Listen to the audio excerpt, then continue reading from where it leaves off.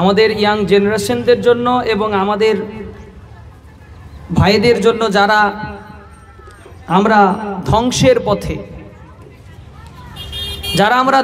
পথে, সে ধ্বংসের পথ থেকে আমাদেরকে অবশ্যই ফিরে আসার দরকার তাদের জন্যই। কারণ আপনারা হয়তো গুটি কয়েক মানুষ এখন রয়েছেন, তবে ইন্টারনেট থেকে প্রতিটা লাইভে, প্রতিটা ইন্টারনেটের যেগুলো আমার ভিডিও হয় সেগুলো প্রায় 5,000, 6,000, 10,000, 20,000 মানুষ প্রায় দেখতেই থাকেন। তাদের দিকে লক্ষ্য রেখেও আমাদের অনেক কথা বলতে হয়। বিষয় হলো দুনিয়ার ভালোবাসা যখন বেড়ে যাবে তখন আখিরাতের চিন্তা ভাবনা চেতনা সব কমে যাবে। আর আল্লাহ রাব্বুল আলামিন ঈমানদারদের দিকে ডাক দিয়ে বলেছেন, ইয়া আইয়ুহাল্লাযীনা আমানুত্তাকুল্লাহ ওয়াল তানজুর নাফসুম মা কদ্দামাত লিগাদি ওয়াত্তাকুল্লাহ। আল্লাহ বলছেন, হে দুনিয়ার ঈমানদারগণ, তোমরা আল্লাহকে ভয় করো। আল্লাহকে কি কোয়ালিটির ভয় করতে হয় গো? আল্লাহ এত দয়ালু, এত দয়াবান, এত রহমান, এত রহিম, এত বড়। আল্লাহর সব গুণ যেন দয়ায় ভরপুর করে দেওয়া আছে। তারপরে আল্লাহকে বারবার মৌলানা সাহেবরা বলেন যে আল্লাহকে ভয় করো, আল্লাহকে ভয় করো। কেন বলা হয় এটা? কিসের জন্য আল্লাহকে ভয় করার কথা বলা হয়? আল্লাহকে তো ভালোবাসবো, আল্লাহর প্রতি সবসময় নির্ভীক থাকবো, আল্লাহকে ভয় করবোই বা কেন? এরকম একটা ব্যাপার থাকে। আল্লাহ তো আমাদের খুব কাছের, বিহাবলিল ওয়ারিদ। আল্লাহ তো আমাদের একদম মানে খুব কাছাকাছি রয়েছেন, একদম রগের শিকড়ের কাছাকাছি একদম আল্লাহ সুবহানাহু ওয়া তাআলা। তাহলে এত কাছের একজন আল্লাহকে আমরা কি করে ভয় করব? এরকম একটা ব্যাপার মনে হয়। ভয় করার কথা কেন আসে? আসলে ব্যাপারটা হলো সম্মানের ভয়, ইজ্জতের ভয়। আমার দ্বারাই যদি আল্লাহর ইজ্জতের মানে আল্লাহ রাব্বুল আলামিনের কোনো ইজ্জতের তো কোনো ক্ষতি হবে না। আল্লাহ সব সময় ইজ্জতে একই জায়গায়, আল্লাহর মধ্যে কোনো কমি নাই। আপনি শত পৃথিবীর গুনাহ করেও ইজ্জত কমাতে পারবেন না, শত পৃথিবীর ভালো কাজ করেও বাড়াতে পারবেন না। আল্লাহ আল্লাহই হয়, আল্লাহর মধ্যে কোনো কম বেশি নাই। কিন্তু দেখবেন আমাদের দেশে যখন আমরা কাউকে বেশি ভালোবাসি, যেমন আমাদের গ্রামের এলাকার পঞ্চায়েতের যিনি প্রধান, তিনার প্রতি আমাদের গ্রামের মানুষের এলাকার একটা আলাদা ভালোবাসা থাকে। ভালোবাসা থাকে না? কারণ কি? ওকে আমাদের কাজ নিতে হবে, কাজ নিতে হবে না? এলাকার প্রধান, পঞ্চায়েতের প্রধান যদি আপনাকে নিজের থেকে ফোন করে বলে যে আপনার বাড়িতে অমুক দিন যাব, একটু ব্যবস্থা করে দিন, আমি আপনার বাড়িতে 2 ঘন্টা সময় অতিবাহিত করব, তো পঞ্চায়েতের প্রধান আপনার বাড়িতে 2 ঘন্টা কাটাবে। এই জন্য যত রকমের ব্যবস্থাপনা করার দরকার আপনি মোটামুটি করার চেষ্টা করবেন। কারণ আমার বাড়িতে এসে যদি নারাজ হয়ে যায় তাহলে আমার লস আছে, বিভিন্ন রকম লস আমাকে খেতে হবে। পঞ্চায়েতের প্রধান যদি ছোটোখাটো হিসেবে ধরা যায়, এলাকার মধ্যে যিনি এমএলএ যদি বলে পাহাড়পুরের অমুক লোকের বাড়িতে একজন এমএলএ ঘন্টাখানিক সময় কাটাতে চায়, খুশি মনে মেহমান হয়ে আসতে চায়। ধরেন পাহাড়পুরের কোনো মানুষের বাড়িতে একজন এমএলএ আসবে, তো এমএলএ যদি আসে আমাদের প্রত্যেকের একটা টেনশন কাজ করবে না যে আমার বাড়িতে এমএলএ আসবে, এর জন্য কী খাওয়াবো, কী করব? কোনো রকম যদি বসতে দিতে গিয়ে বা কোনো রকম কোনো এমন ঘটনা ঘটে যায় যার দ্বারাতে এমএলএ সাহেব রাগ করবেন, এরকম একটা ব্যাপার হবে না? এ কথা বলেন, হবে কি হবে না? করবেন না? এমএলএ সাহেব আমার বাড়িতে আসবেন আর আমি জাতামাতা করে ছেড়ে দেবো? সবচেয়ে ভালো মিষ্টিটা কিনবেন, শীতের সময়ের সবচেয়ে ভালো খেজুরের মিষ্টিটা কিনে আনবেন, বাজারে সবচেয়ে ভালো জিনিসগুলো কিনে আনবেন। পকেটে পয়সা নাই, প্রয়োজনে ধার করবেন। আপনি ধার করে হলেও ওই এমএলএর জন্য ভালো ভালো ফুডের ব্যবস্থা করবেন, ভালো থাকার জায়গার ব্যবস্থা করবেন। নিজের বাড়িতে ভালো চায়ের কাপ নাই, আরেকজনের বাড়ি থেকে ধার করে আনবেন। নিজের বাড়িতে ভালো চাদর নাই, আরেকজনের বাড়ি থেকে ভালো চাদর ভাড়া করে আনবেন। নিজের বাড়িতে ভালো চেয়ার নাই, অন্যজনের বাড়ি থেকে চেয়ার ভাড়া করে আনবেন। আনবেন না? আনবেন না? আনার পরে এমপি এমএলএর কথা শুনবো না,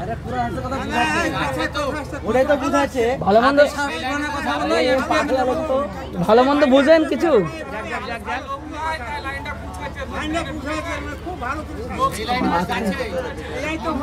মাথায় কিছু নাই। তো যাই হোক, আমরা খেয়াল করি ধার করে হলেও ওই এমএলএর জন্য ভালো ভালো ফুডের ব্যবস্থা করবেন, ভালো থাকার জায়গার ব্যবস্থা করবেন, নিজের বাড়িতে ভালো চায়ের কাপ নাই আরেকজনের বাড়ি থেকে ধার করে আনবেন, নিজের বাড়িতে ভালো চাদর নাই আরেকজনের বাড়ি থেকে ভালো চাদর ভাড়া করে আনবেন, নিজের বাড়িতে ভালো চেয়ার নাই অন্যজনের বাড়ি থেকে চেয়ার ভাড়া করে আনবেন, আনবেন না আনবেন না? আনার পরে সব শুনবো না, ওই এমপি এমএলএর কথা শুনবো না।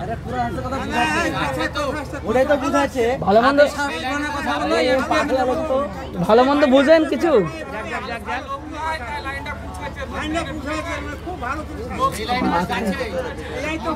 মাথায় কিছু নাই।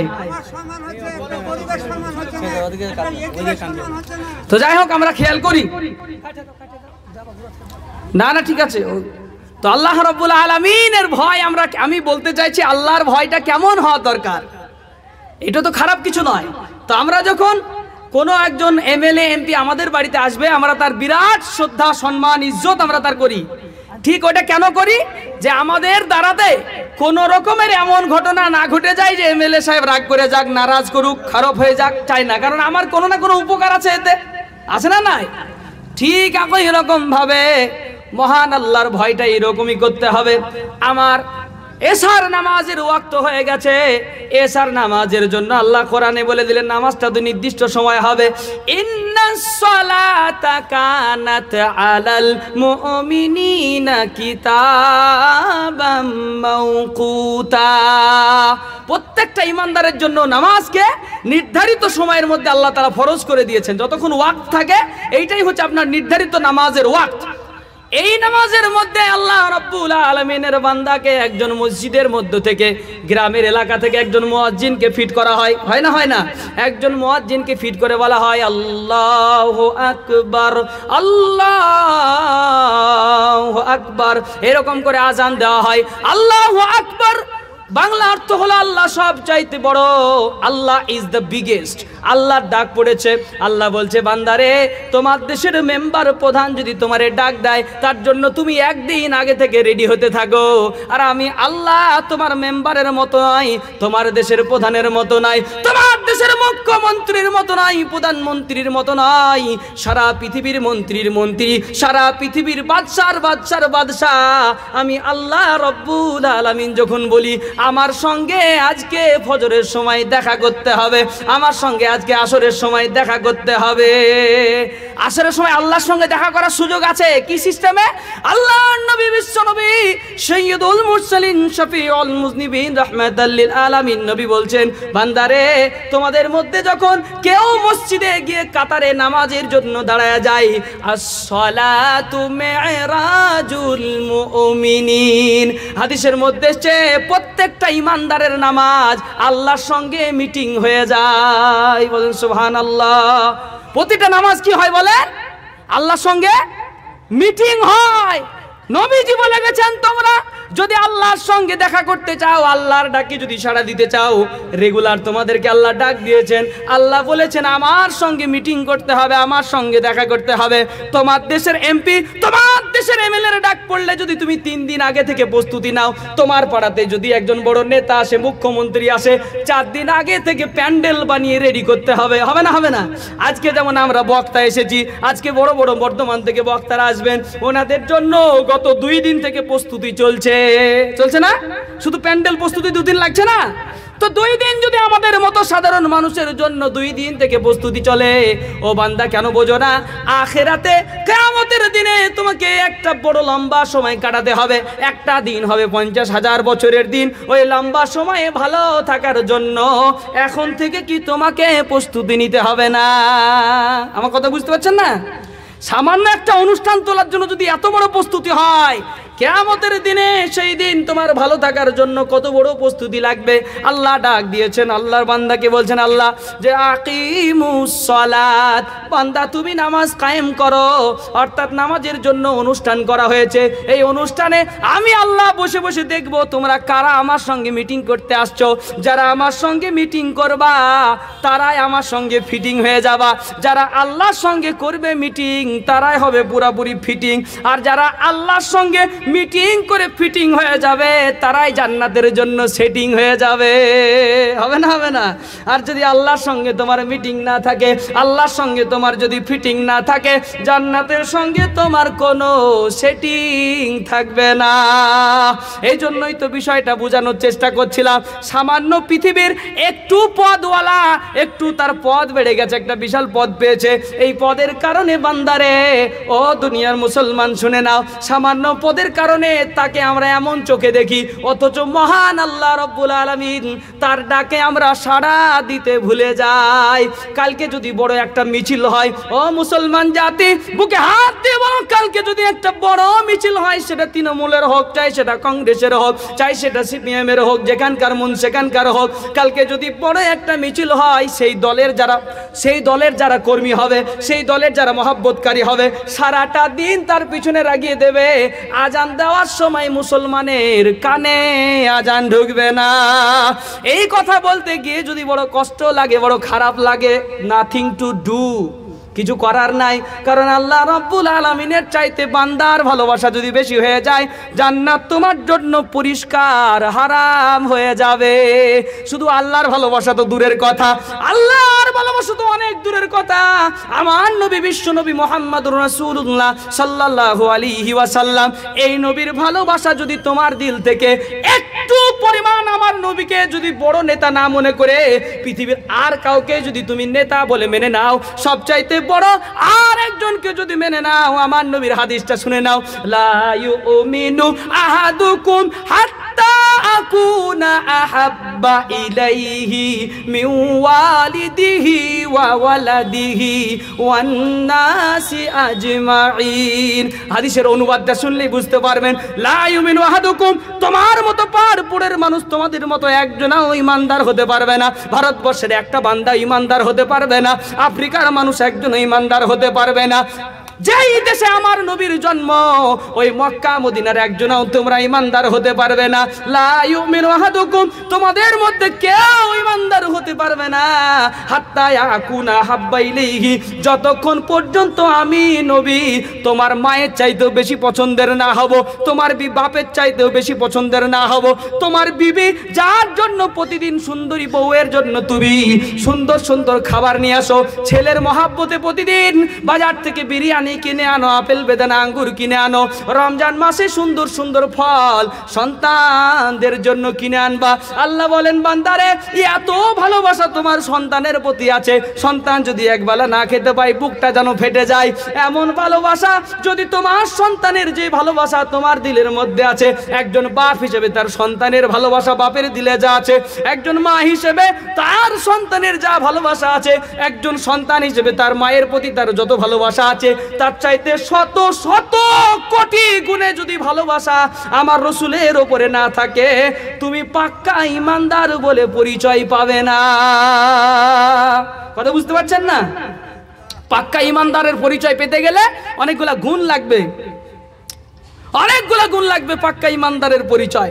পাক্কা ইমানদারের আর এক পরিচয় শুনে নাও, তোমাদের মধ্যে যারা গালি গালাজ করে, আমার নবী বলছেন তারা আমার দলের মধ্যে পড়ে না। যাদের মুখের কথায় কথায় গালি গালাজ করে, মা তুলে গালি দেয়, বোন তুলে গালি দেয়, দেখবেন আর কাউকে গালি দিতে ভালো লাগুক আর না লাগুক, নিজের বিবিকে বেশি বেশি মা তুলে গালি দেয়, মা তুলে গালি দেয়, বোন তুলে গালি দেয়, দেয় না? হাদিসের মধ্যে এসে যেই মুসলমান গালি দেওয়ার মুখ, যার মুখে গালি আছে, আমার নবী বলেন ওই মুখটা শুনে নাও, যেই মুখটায় গালি দিল, অন্য কারোর মা তুলে গালি দিল, অন্য কারোর বোন তুলে গালি দিল, নবী বলেন অন্য কারোর মাকে গালিটা লাগুক চাই না লাগুক, তোমার মায়ের কাছে ঠিকই ফিরে আসবে। একটা টেনিস বল যদি আপনার দেওয়ালে ছুঁড়ে মারা হয়, টেনিস বলটা যেমন আবার ঘুরে চলে আসে, একটা প্লাস্টিকের বল যদি দেওয়ালে ছুঁড়ে মারা হয় আবার যেমন ফিরে চলে আসে, ঠিক ওই রকম করে কোন মুসলমান যদি কোন মুসলমানকে অন্যায়ভাবে গালিগালাজ দেয়, তাহলে ওই গালিগালাজগুলো সব তারই দিকে ফিরে যায়। কারোর বাপের নাম তুলে গালি দিলে তোমার বাপকে লাগবে, কারোর দাদুর নাম তুলে গালি দিলে তার দাদুকে লাগবে, কারোর বংশের নাম তুলে গালি দিলে তোমার বংশকে আগে লাগবে।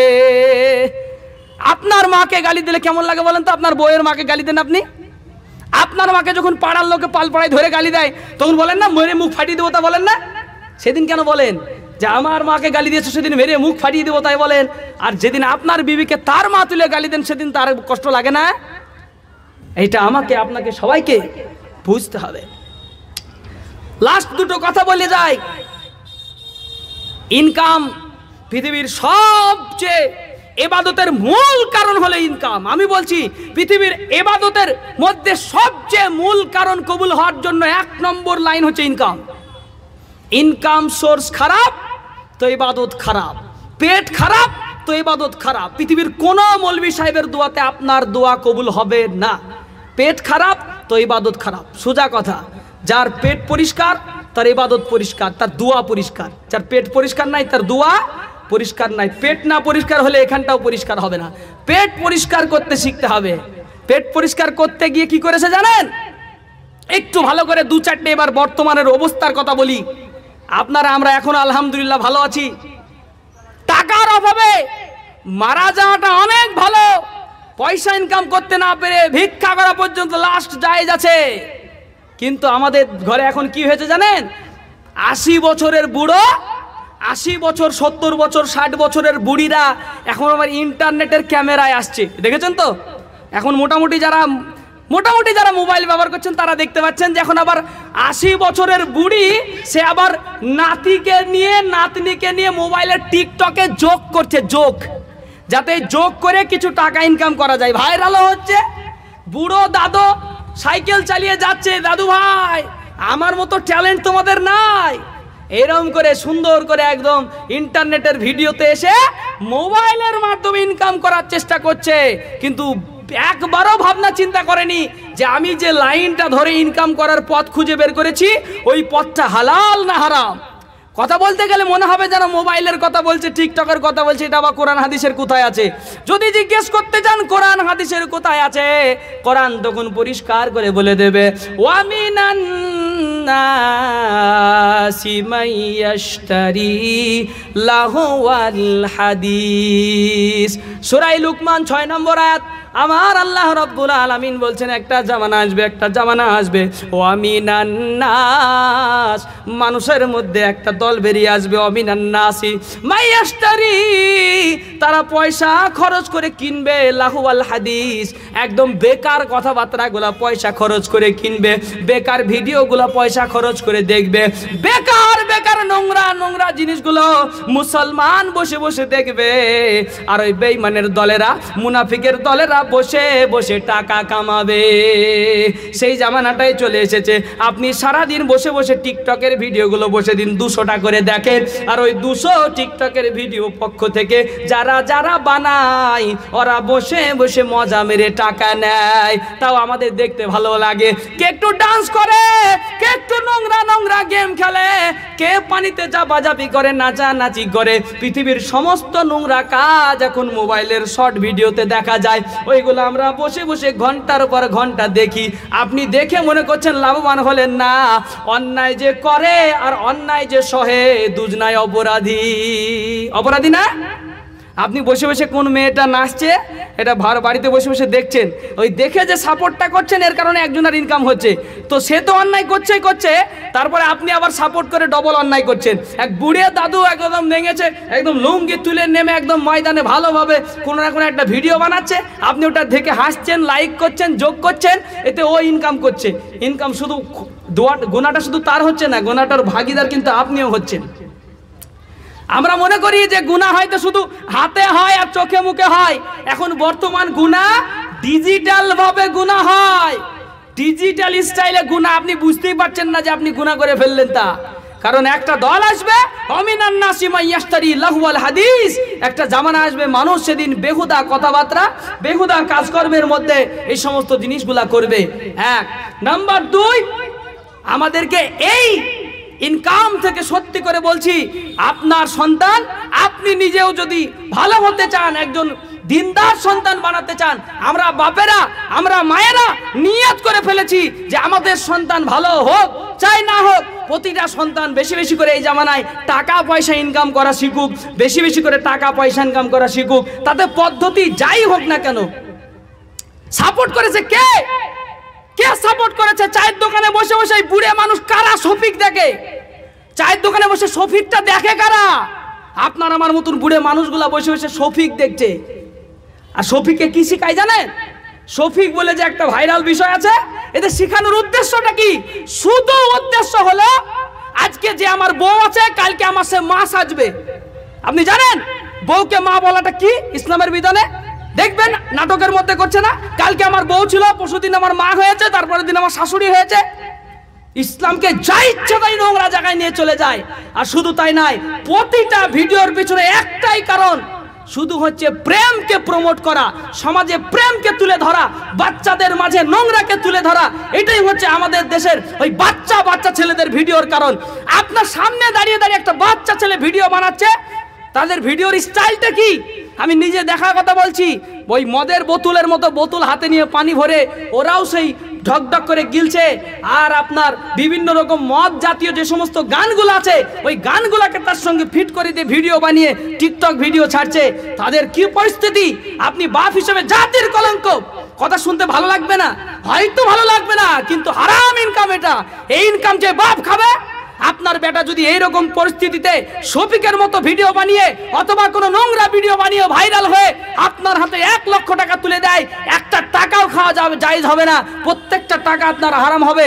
আপনার জীবনেও দোয়া কবুল হবে না, আপনার সন্তানও জীবনে মানুষের মতো মানুষ হবে না।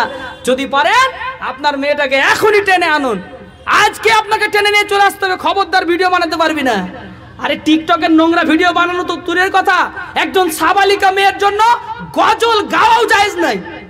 একজন সাবালিকা মেয়ের জন্য গজল করে গজল ইন্টারনেটে ছেড়ে সেই গজল থেকে ইনকাম করাও জায়েজ নাই, পরিষ্কার হারাম। আমার কথা যদি বিশ্বাস না হয় তাহলে আপনাদের গ্রামে মুফতি সাহেব আছে, পরে জেনে নেবেন কথা কি ঠিক না ভুল। আমি তো মনে করি আমরা যে কোনো প্রতিভার ক্ষেত্রে আমরা বাপ মা খুশি হয়ে যায়, যে কোনো প্রতিভা কি না। তো এবারে আমার সন্তান স্কুলের নর্তক, স্কুলের নাচ প্রতিযোগিতায়, ডান্স প্রতিযোগিতায় ফার্স্ট হয়েছে, বুকে বাপের বুকটা একদম চৌচির হয়ে লম্বা 3 হাত হয়ে গেছে, মানে আমার মেয়ে নাচে ফার্স্ট হয়েছে। তো তুমি মুসলমান, তোমার মেয়ে নাচে ফার্স্ট হবে কেন গো? কিসের জন্য তোমার মেয়ে নাচে ফার্স্ট হবে? ওখানে নামই দিবে না। হিন্দু, মুসলিম, খ্রিস্টান, জৈন, বৌদ্ধ, জাতি ধর্ম বর্ণ নির্বিশেষে সবাই স্কুলে পড়াশোনা করে, এই জন্য সব রকমই প্রতিযোগিতা সেখানে রাখতে হয়। তাহলে আপনার সন্তানকে ওই নাচের গানের প্রতিযোগিতা অংশগ্রহণ করাতে পারবেন না। আপনার সন্তানকে মিউজিক্যাল চেয়ারে আপনি নিয়ে যেতে পারবেন না। মিউজিক্যাল চেয়ার পরিষ্কার হারাম। এমনি চেয়ারে বসার সুযোগ হয়নি, মিউজিক্যাল চেয়ার করেছে। মিউজিক হারাম না ইসলামে? শুনেননি? আপনার মেয়ে মিউজিক্যাল চেয়ারে থালি নিয়ে চলে এসেছে, আপনার বুকটা একদম থালির মতো লম্বা হয়ে গেছে, বিরাট খুশি আপনি। হ্যাঁ, কারণ আপনার মেয়েটা যে মিউজিক্যাল চেয়ার খেলাতে ফার্স্ট হয়েছে, কারণ জানে না যে ওখানে মিউজিক গান চালু করতে হয়েছে।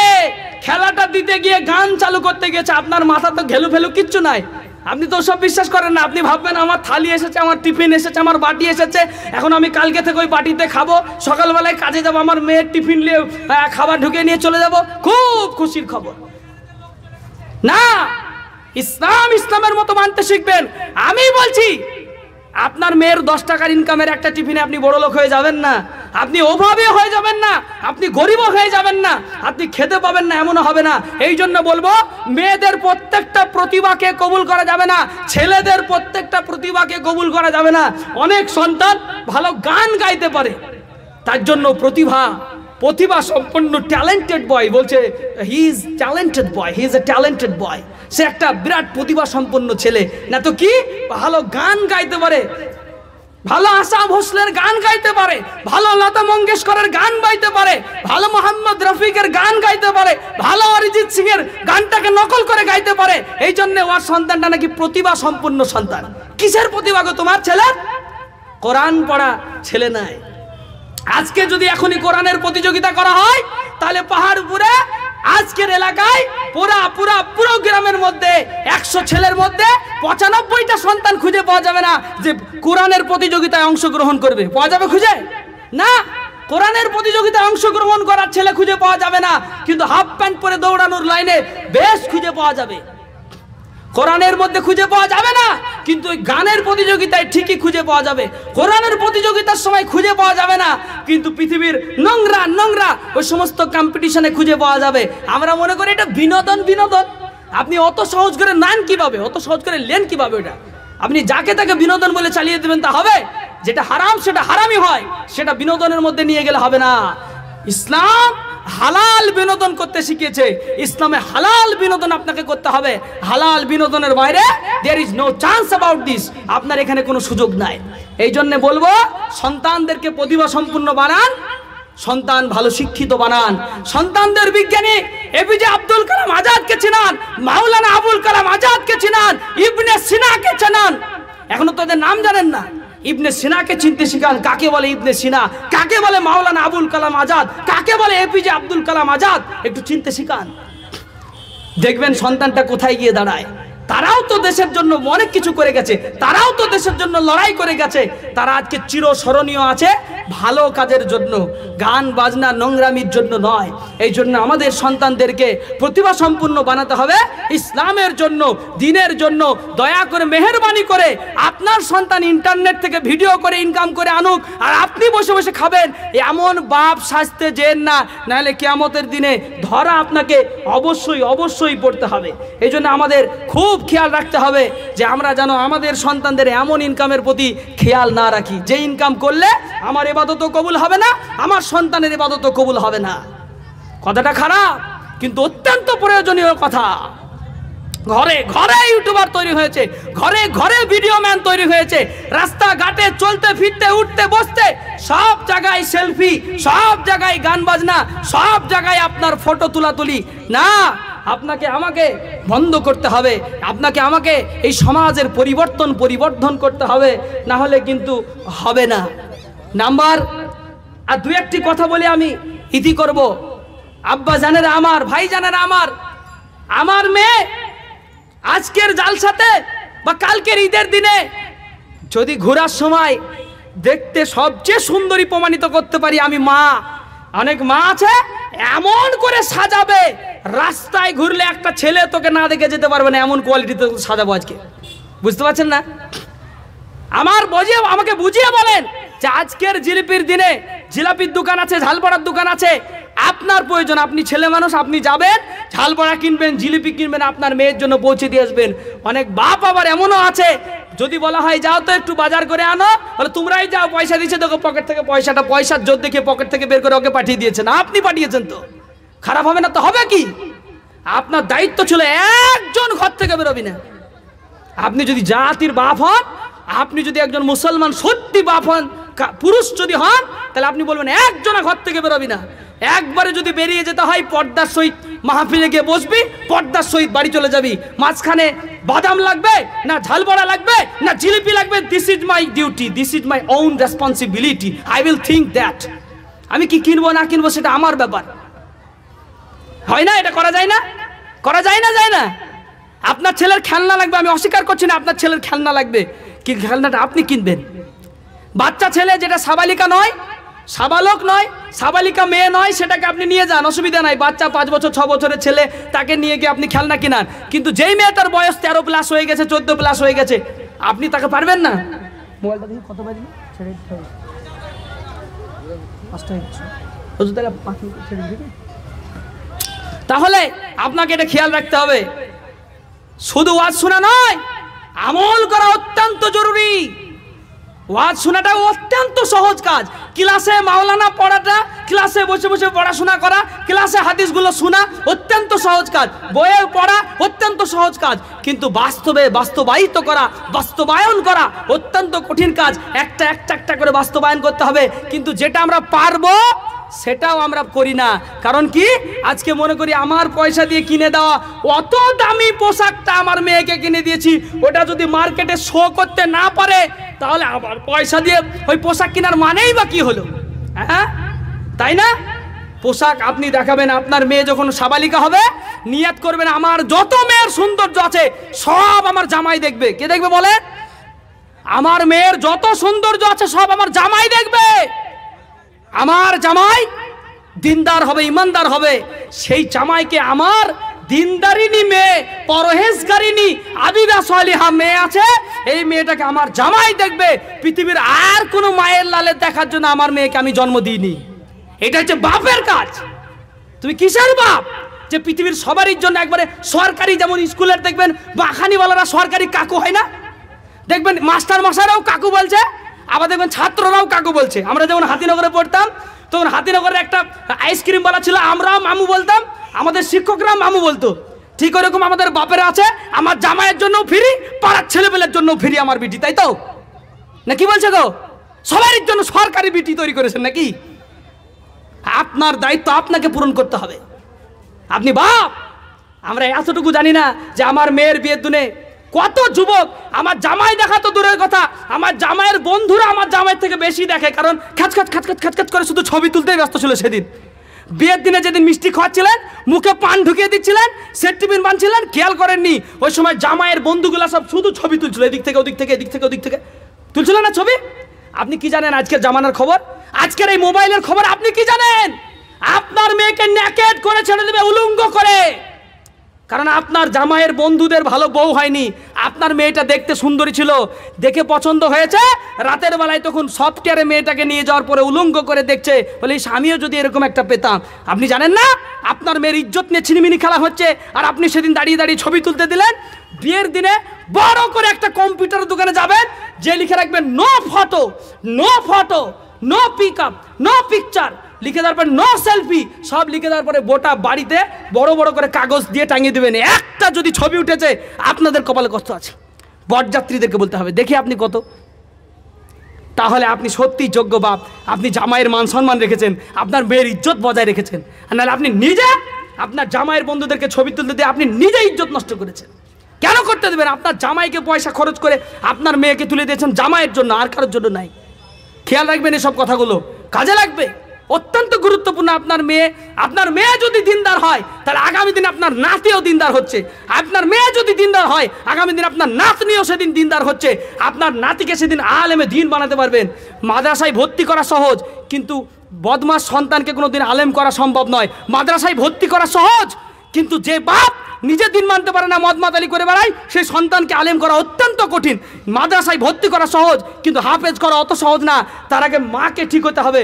সকালবেলায় গোবর তোলার ভয়ে আগে গোবরে হাত ভরে দিয়ে নামাজ নষ্ট করা মায়ের সন্তান কোনোদিন ভালো হাফেজ হবে না, ভালো আলেম হবে না। কথা বুঝতে পারছেন না? ভালো আলেম হতে গেলে ভালো বাপ হতে হবে, ভালো আলেম হতে গেলে ভালো মা হতে পারে। মার বাপ যতদিন ভালো না হবেন, আমি গ্যারান্টি দিলাম সেই সন্তান কোনোদিন ভালো হতে পারে না। যে সন্তান বড় মুফতি সাহেব, যে সন্তান বড় আলেম, তার বাপের খোঁজ নেন। আমি সত্যি বলছি, তার বাপের কোনো না কোনো দিনদারি আছেই। তো বুঝতে পারলেন কিনা? যেই বাড়িতে দেখছেন বড় একজন হাফেজে কোরআন, নিশ্চয়ই তার মায়ের মধ্যে কোনো গুণাবলী আছে, তবেই সে হাফেজে কোরআন। আল্লাহ পাক রব্বুল আলামিন আমাদের এই সমস্ত কথার উপরে আমল করার তৌফিক দান করুন। সময় সংকীর্ণতার কারণে আমি অন্য কোনো ভূমিকা বা অন্য কোনো আলোচনায় যেতে পারিনি। 2-15 মিনিট কুড়িতে কোনো কাহিনী বা কোনো তফসির কিছুতেই যাওয়া যাবে না। তাই যা কিছু গুটি কয়েক কিছু কথা আমাদের গুরুত্বপূর্ণ আমার জন্য